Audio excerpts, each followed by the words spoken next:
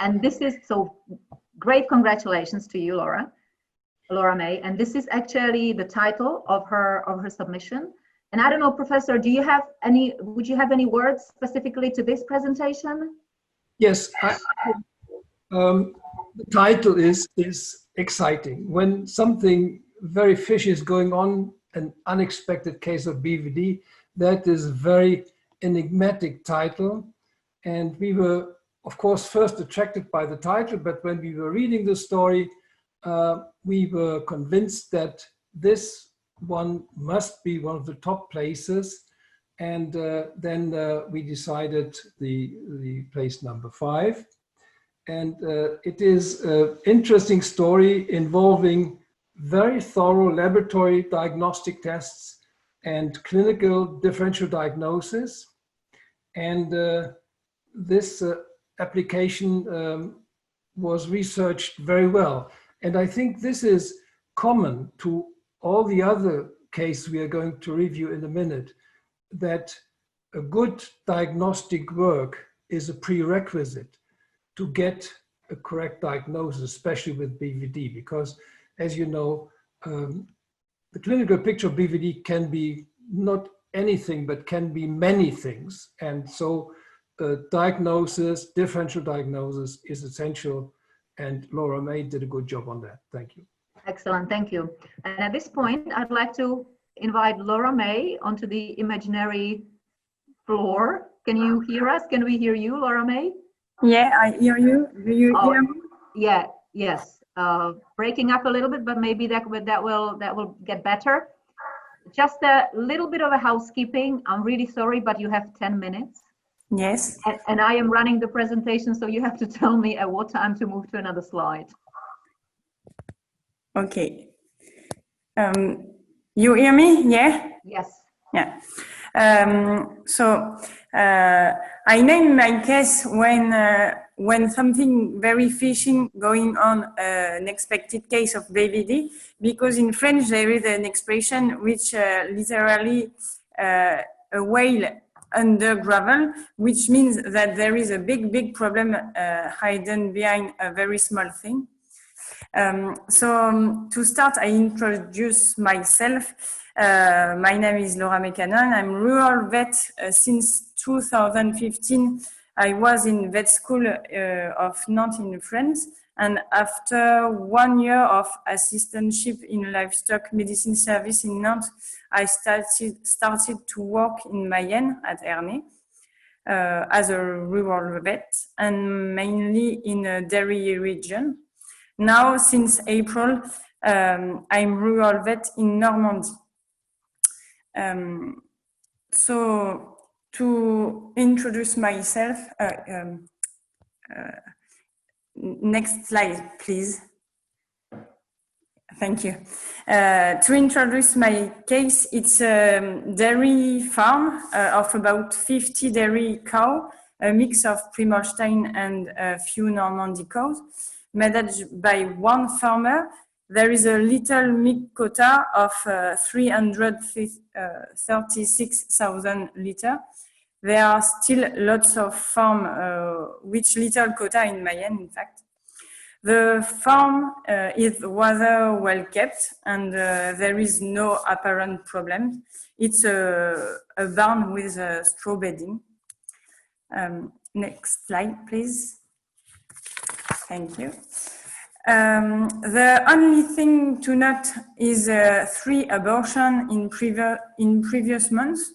Analyses have been done and highlighted Q fever. The 3 serological tests were positive, and the PCR in milk tank too. However, Brucellosis, BVD and Neosporosis were all negative. Concerning the BVD biennial analysis in milk tank showed no circulation of the virus in the dairy herd. That's it for the farm. Now the case, thank you, is about a young Prim Holstein of 26 months old. It was in June 2019. The effort had calved about 15 days previously, and the farmer called us for a drop in milk production and a decrease in appetite. It's a very frequent reason of call, so we think in abomasum displacement or acetonemia and etc. etc. The calving had been uneventful, but there is a retained placenta. The farmer had initiated a treatment with penicillin, dihydrostreptomycin, tolfenamic acid, and oral food supplement to boost rumination, but without improvement. So the first time, it was my colleague who went to see the effort, and he says to me, there was a temperature of 40 degrees, pink mucous membrane, no ruminal contraction, metritis, and increase of respiratory sounds. At urine analysis, there is no abnormality except the pH of 5. The first hypothesis was Ehrlichiosis, because we have a lot of Ehrlichiosis at this season in Mayenne because of tick and cow's graze. So he put on oxytetracycline and anti-inflammatory, and he drenched the core. He carried out a biochemistry to assess the inflammatory state and confirm the increase of globulins. But 3 days after, the farmer called because there is no effect of the treatment. Next slide, please. I am going there, and now the heifer is in a very poor condition, skinny, dehydrated, digestive pain. The temperature is normal, but mucous membrane are slightly icteric. There is a complete lack of rumination and a profuse diarrhea. There is too coda echina syndrome, and urine analysis is not normal, proteinuria, and there are traces of blood. I suspected renal and hepatic insufficiency, but why? My first hypothesis is bacteriemia, but it possibly a salmonellosis or leptospirosis or a foreign body with peritonitis. I don't know. So I have done a second analysis of urea, creatinine, ASAT, and GGT, and all were increased. The prognosis is very poor, and farmer doesn't want to do lots of cost. I do only symptomatic treatment with antispasmodic and another antibiotic, but infusion is refused by the farmer. The animal died a few days later, and I decided to carry out an autopsy on the farm to establish a real diagnosis, because it's really frustrating not to know what happened. Next slide, please. So it's the results. Next slide for the autopsy, please. And the carcass was slightly icteric, and the digestive tract was really empty. Organs were inspected one by one. This is the liver. It was enlarged with a dozen of Witch's plaques of 1 to 5 centimeters in diameter, increase in consistency, and surrounded by hemorrhagic halos. After a consultation with Dr. Laetitia Dorso, a specialist in pathology, we conclude to a severe multifocal necrotisis hepatis associated with severe steatosis, suggesting hepatitis due to Fusobacterium necrophorum. Next slide. It's lungs, which is a rare similar to those seen in the hepatic parenchyma, highlighting by the phenomenon of bacteriemia.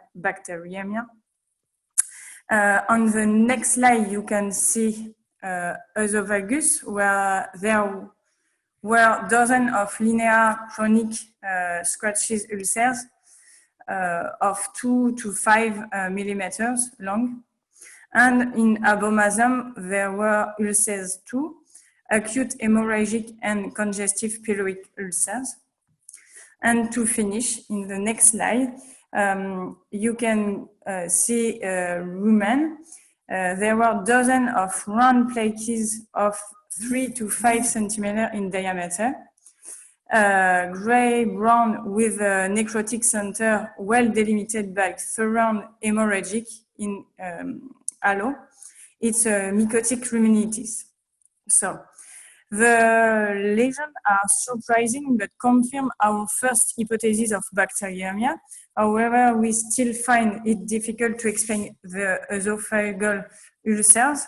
There was strangely reminiscent of BVD, but yet nothing on the farm referred to it. No health problem. Tank meal indicators have been at 0 for years. Is still decide to send the spleen for investigation for presence of BVD virus by PCR, and result came back positive. The animal was viremic. You can pass the next slide, please. Thank you. So it was viremic, but was it immunotolerant, persistently infected PI or transiently infected TI? I don't know, but the CT of 33 suggests that it was probably a TI. I would have been interested to be able to test the cough, but the cough, unfortunately, it has been already solved. The Livestock Health Protection Group, GDS, was contacted to put this farm under BVD surveillance as soon as possible. It consists in carry out an analysis on the whole herd, PCR in milk tank to detect PI, serology on all animals of more than 6 months, and PCR on all calves under 6 months. 5 calves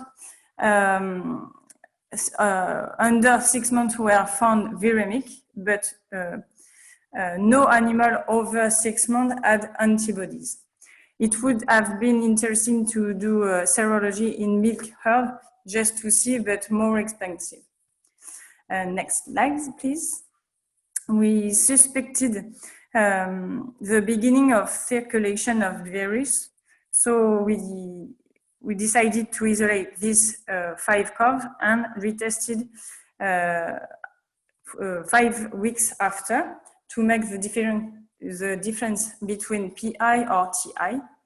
3 were still viremic, but only 1 with a CT lower than 25. So we suspected that 2 others were transient viremic, CT of 31 and 42. Although the viremic seemed to be very long. 9 weeks after the first analysis, 1 viremic animal remained and he was slaughtered. So Bovella vaccination was implanted very quickly, 10 days after the death of the cow, for the entire herd to limit the creation of new PIs. And ear nut tissue was taken from all calves born during 1 year for antigen immunoassay. Next slide, please. Given the severity of clinical signs probably secondary to immunosuppression caused by the BVD virus and the exceptionally long persistence of transient viremic in certain calves, it was decided to have the BVD type 2. I suspected type 2, but it was just type 1. This case kept us on the edge of our seats for a few weeks, and it reminded us of the importance of post-mortem examination, which turned a routine case into a true farm case. And we have a really good collaboration between GDAs, farmer, all practice vets, laboratory, and vet school, Laetitia Dorso. Finally, only one PI was found 8 months after the clinical episode, and economic repercussions were less than they could have been. Thank you, and sorry for my horrible English. Thank you, Laura May. Thank you, it was lovely.